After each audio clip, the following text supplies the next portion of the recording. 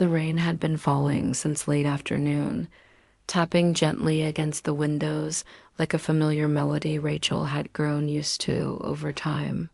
Evenings in her small house often unfolded this way, quiet, slow, wrapped in a stillness she once feared but had learned to accept.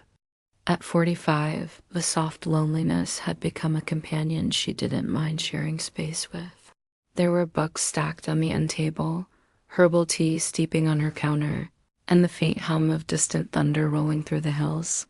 After her divorce, life had shed its noise, leaving her with moments of reflection and a tentative peace she clung to. She thought she knew the rhythm of her days well enough that nothing unexpected could touch her anymore, but that evening proved her wrong the moment.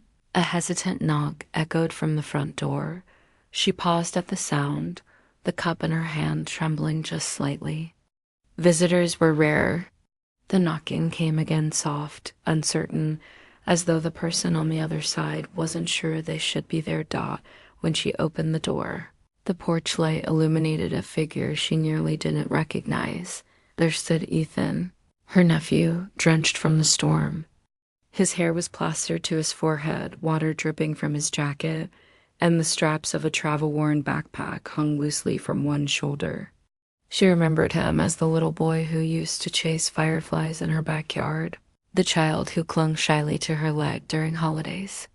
But that boy was gone, replaced by a young man with tired eyes and a posture that sagged under invisible weight. "Aunt Rachel," he murmured, offering a strained smile.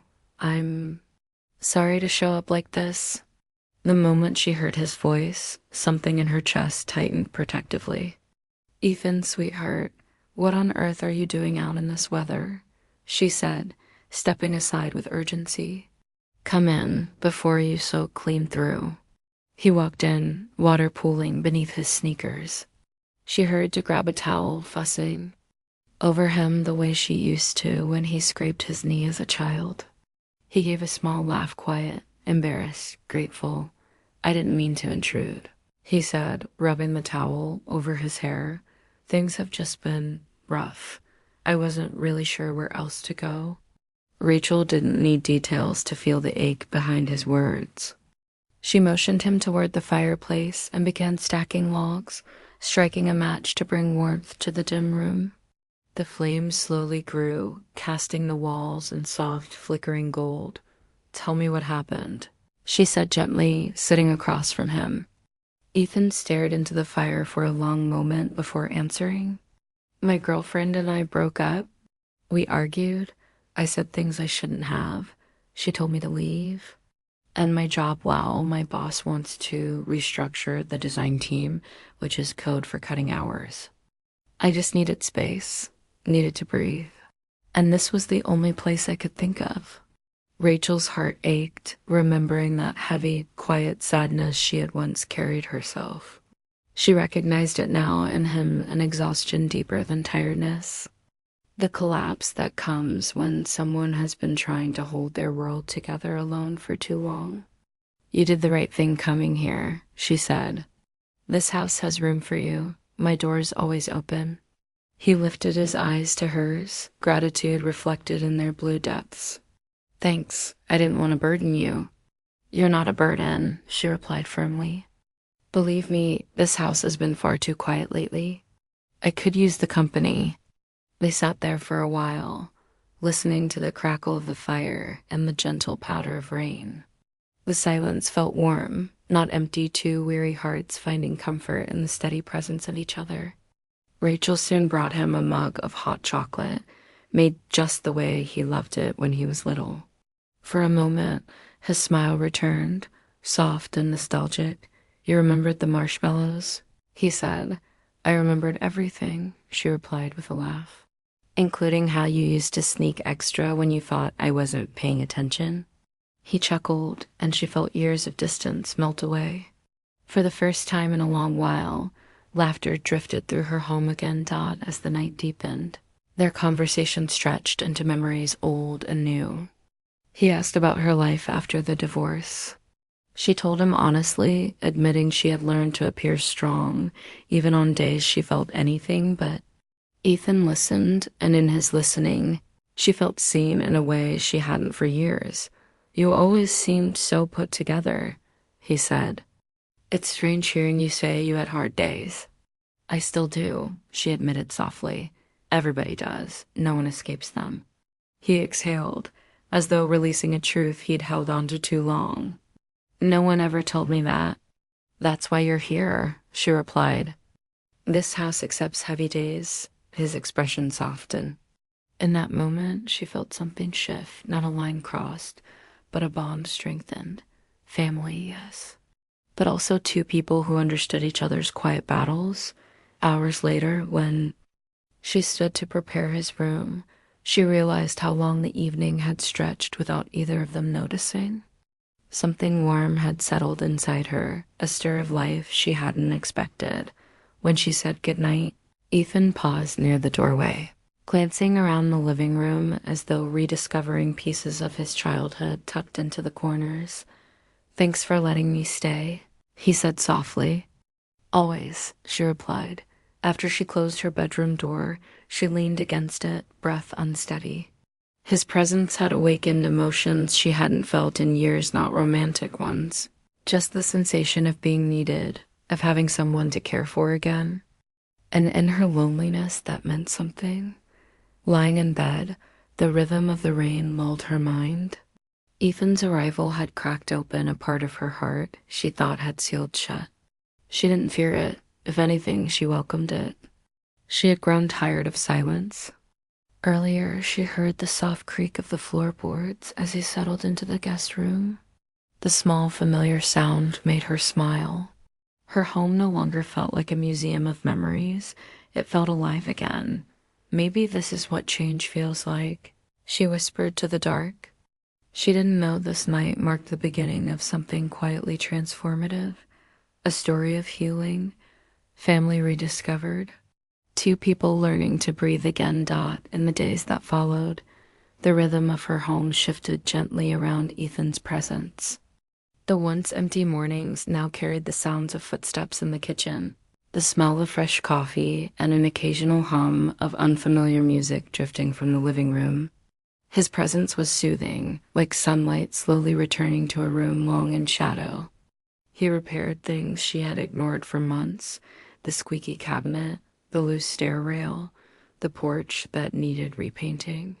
He worked patiently, sleeves rolled up, sometimes lost in his own thoughts. Watching him made her chest warm, not out of longing, but out of pride. Her nephew, now a grown man, had become someone capable, thoughtful, and patient. She cooked for him the way she used to during his childhood visits: warm soups, roasted vegetables, the lemon pie he adored. The way he smiled at each meal felt like a thank you without words. "You're going to spoil me," he teased. She'd roll her eyes playfully. "Let me have my fun." One evening, when a storm rolled back in, the lights flickered out. Rachel lit several candles, the warm glow spreading shadows that danced across the walls. Ethan sat nearby with a flashlight, their voices soft against the background of rain.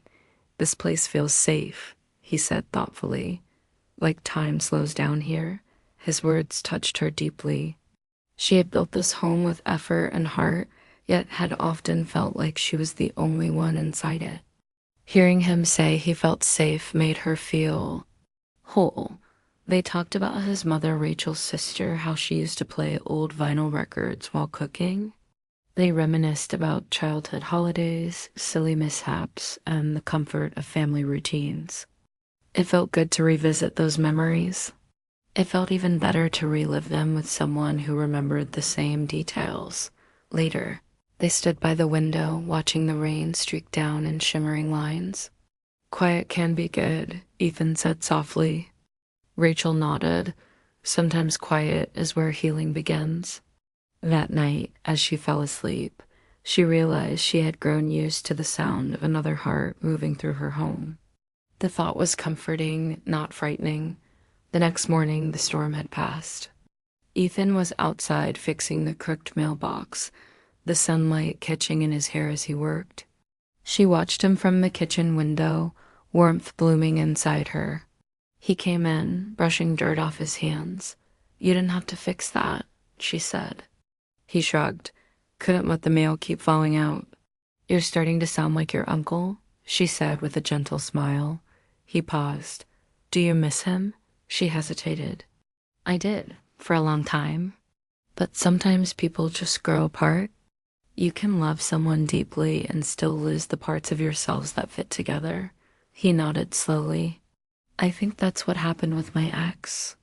We stopped seeing each other even when we were right there." Their eyes met with a quiet mutual understanding. Not as aunt and nephew alone, but as two people who had both lost something important and were learning how to rebuild. One evening, Ethan found an old photo album tucked away in the closet. They sat together flipping through pictures of him perched on Rachel's shoulders. The pair of them laughing wildly at a summer fair. Blurry snapshots of birthday parties and messy kitchen experiments. "You kept all of these?" he asked. "Of course I did," she answered. "You were my little shadow." He gave a nostalgic smile. "You were my favorite grown-up growing up." The words warmed her in a way she hadn't expected. Not romantically, just deeply, purely. It reminded her of her place in his life, a role she cherished more than she knew. Their days fell into a gentle pattern: meals, conversation, small repairs, shared movies.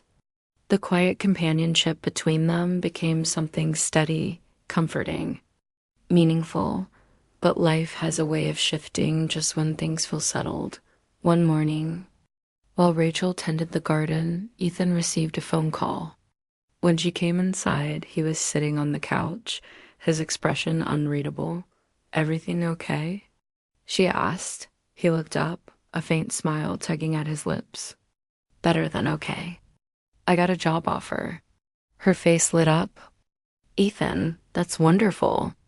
He nodded, though his excitement was tinged with hesitation. "It's in Seattle. It's a great opportunity. I'd have to move next week." Rachel stood silently, pride swelling in her chest alongside a quiet ache she tried to hide. Seattle. So far. So fast, but she smiled anyway. "You'll love it there." That evening, she cooked his favorite dinner. They talked about apartment hunting, the new team he'd be joining, the projects he hoped to work on. She kept her voice cheerful, but when he left the room to take another call, she stepped out onto the porch. The fading sky glowed orange, and she let the colors wash over her while she studied her breathing. She wasn't afraid of being alone. She'd lived with solitude for years, but losing his presence would be a different kind of quiet. Still, she knew what a gift it was that he had come to her when he needed a place to heal. And an even greater gift that he was leaving stronger. The next morning, the house was filled with golden light as they drank coffee together. The steam curled from their mugs, and neither spoke of the ache lingering beneath their smiles. "You helped me more than you realize," he said gently. "Coming here saved me?" Rachel shook her head. "You saved yourself. I only gave you a place to rest." Later, they sat on the porch watching the sunset. Ethan sighed softly. "I don't really want to go," he admitted. "It feels like I found myself here." She looked at him with a tender, maternal ache. "You did. But now you have to take that stronger version of yourself into the world." He leaned back, absorbing her words. "I'll miss this place," he said. "I'll miss you." "You'll visit," she whispered. "You'll always have a home here." The morning he left, they stood by the door, neither rushing. His suitcase rested by his feet, and the sound of his car keys jingling in his hand felt strangely final. "I'll call when I get there," he promised. "Please do," she said, her voice barely steady. "And take care of yourself." He hugged her, a long, deep embrace filled with gratitude, love, and the kind of closeness that comes only from family who have walked through something heavy together. "Thank you," he whispered, "for everything." When the door closed behind him, the old familiar quietness returned. But it wasn't the same. It wasn't hollow. It wasn't empty. It felt like a soft exhale, the kind that follows a long journey and lands gently. She watched his car disappear down the road, her heart full and aching all at once. "Go live your life, kiddo," she whispered. "You're ready."